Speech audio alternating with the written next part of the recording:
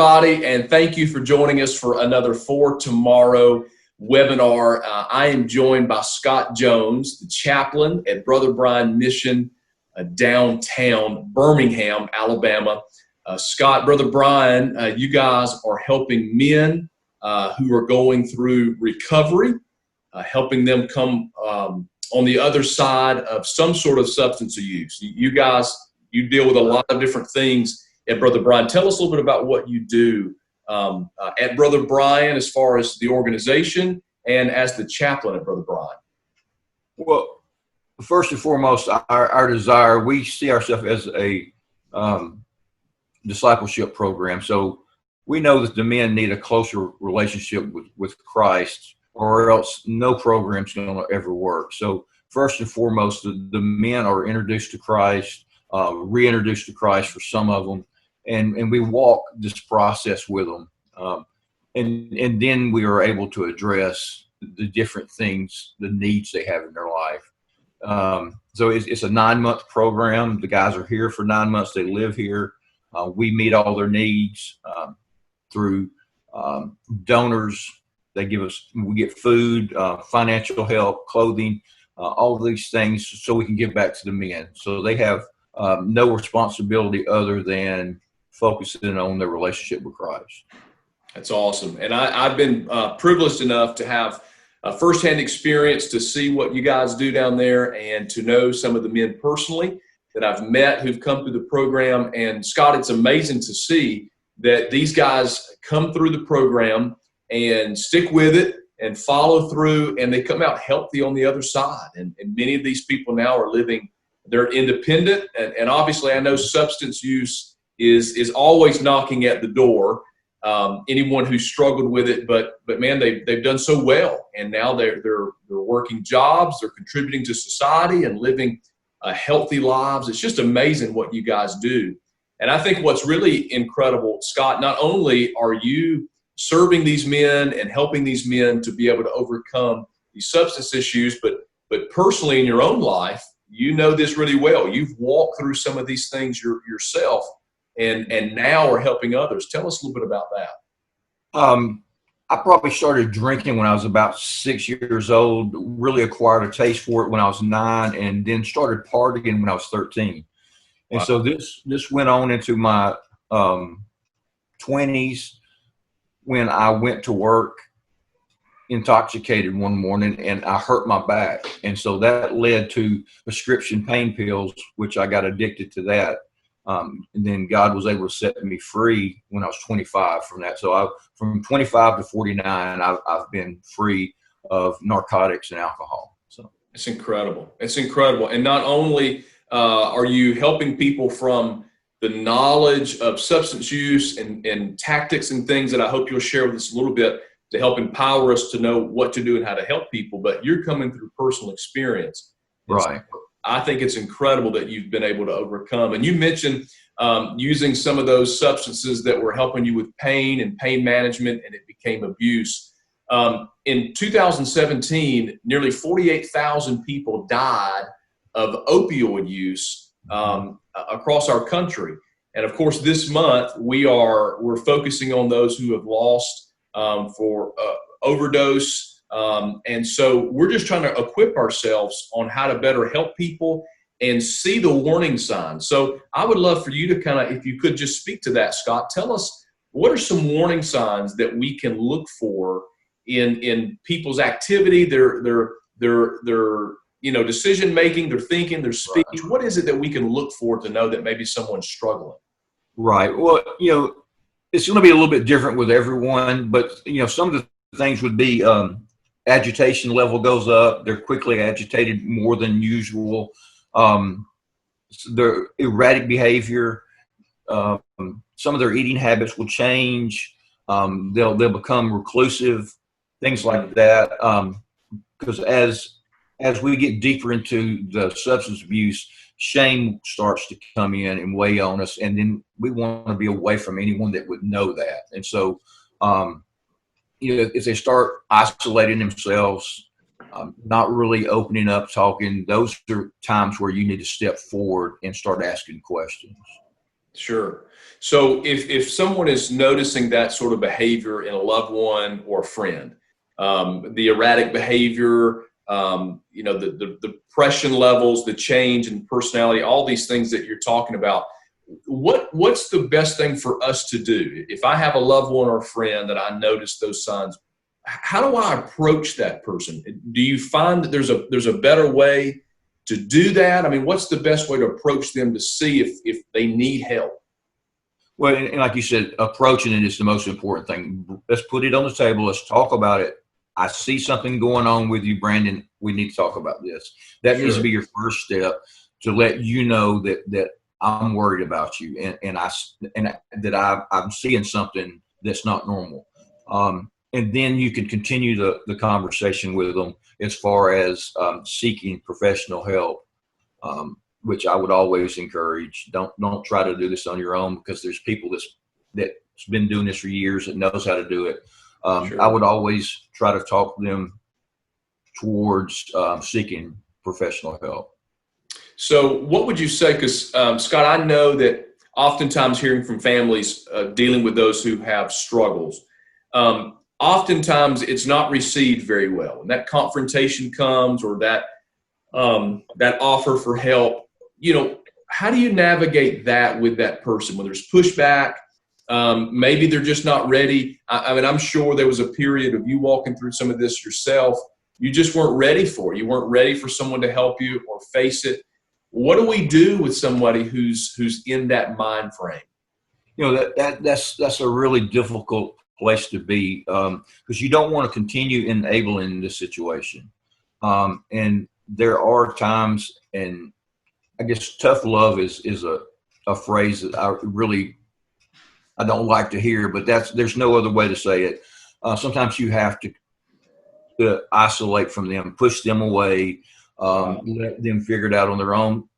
Like myself, I had to come to the realization on my own. You couldn't tell me I had a problem. I had to realize, hey, I got a problem. Uh, Wow. Essentially, I don't have a problem until I realize it, you know. And so I had to come to that realization that I need help. Wow. And yes, I had people telling me for years, and my grandmother prayed for me for years. And it was finally to the point to where I was so miserable, I had to do something. Wow. And unfortunately, for a lot of us, that's the place they have to get to. Um, Very rarely do we see people come in here with their family and it lasts. Usually, if mom drags you in here, you're probably not going to stay because you're just appeasing her. But if you walk in here on your own, there's a higher success rate there that you're going to Wow. stay and see it through. I think that's one of the best statements I believe that I've heard in helping someone who is struggling, that they don't have a problem until they know they have a problem. Right. And that's really powerful, because I think the struggle for us sometimes is not being able to break through to that individual, not seeing that light bulb go off for them where they go, okay, I have a problem. But you're right. Until they understand it and receive it for themselves, it's that tough love. And I think that's good. So what would you say for someone on the other side of the coin? We know for families, there may be a season of tough love that has to take place. There's an initial season of conversation and trying to provide help. But what about the individual who's actually struggling? The person that is just, they're in the middle of it.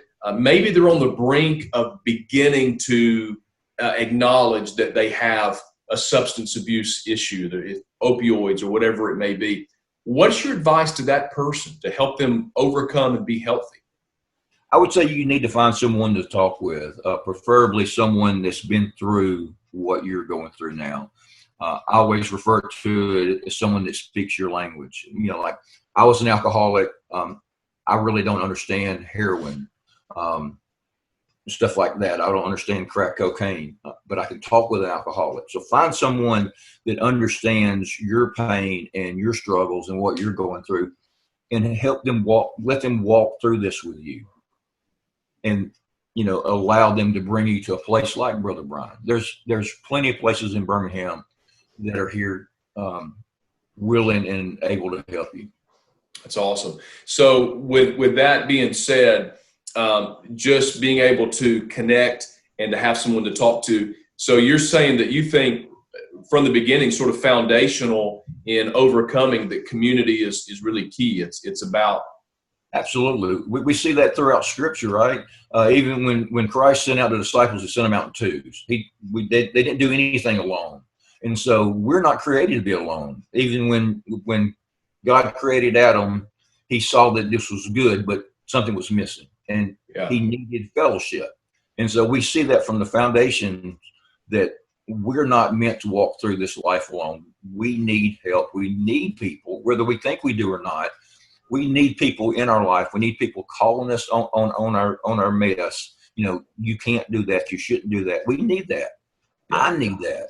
I tell my guys all the time, if you see me mess up, call me on it. I don't care if I'm, one of the leaders here or not.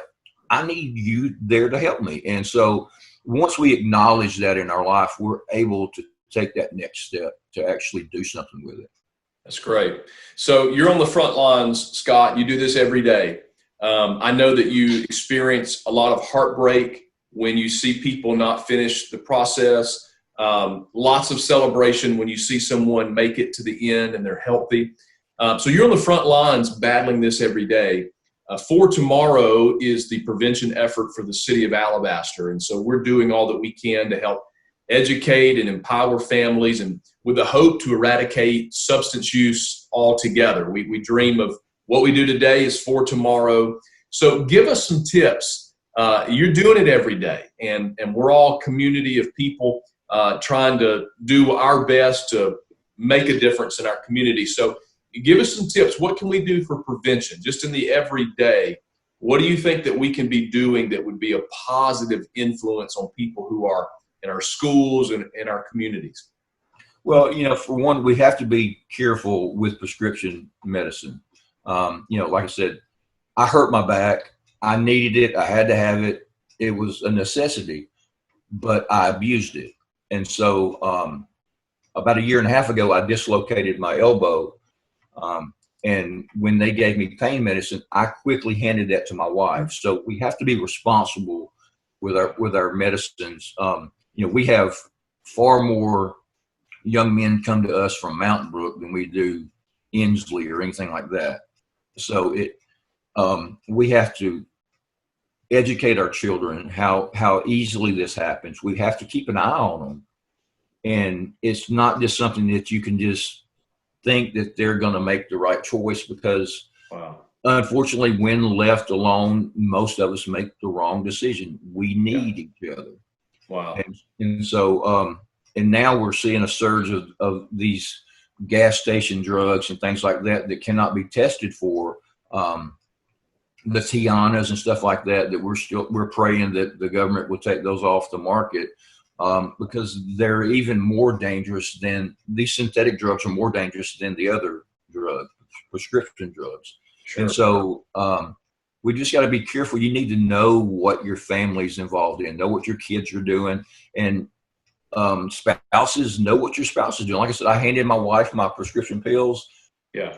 To me when it says no other time, and she held me accountable. We need to hold each other accountable. That's good. That's good. So that's great. So I think for what I'm taking away, I think this is really great for me. Community is key. It's important. Accountability is incredibly important. And then another piece of information that you said in there, Scott, that I believe is really important for us to understand is you said it's not about where you're from. It's not about the neighborhood you're in. It's not about a socioeconomic level. It's everybody. So I think it's important for us to understand, even in our community, and never say, well, that doesn't happen here, or it's not in our schools, or it's not in our homes, because it's level. It's even to everybody. There is no rhyme or reason other than decisions that we make. I have a lawyer here, and so it's not like it's all people from the streets or the gutter or whatever you want to think. And we've got a half a dozen guys that have degrees in here. They've made poor decisions because they separated themselves from community and from accountability. And Wow. so when you do that, you're setting yourself up for failure. Yeah, that's awesome. Well, Scott, thank you for giving us all this incredible information, insight to the world that you're serving in every day. Thank you for what you do and for making a difference in the lives of all these incredible people that you're helping. And I think that's another thing for us to understand. Everybody is just a decision away. And so there are incredible people who are just struggling with some of the decisions that they've made. And so we wish them the best. Scott, before you go, will you tell us a little bit about how, if someone is struggling, they could connect with Brother Bryan and maybe receive some help there? Absolutely. BrotherBryan.com. You can reach us there. I'm Scott at bbmission.com. You can reach us there. Our number is 205-322-0092. We're 1616 2nd Avenue North, Birmingham, Alabama. We just, if you need to talk, contact us. We'd love to talk with you.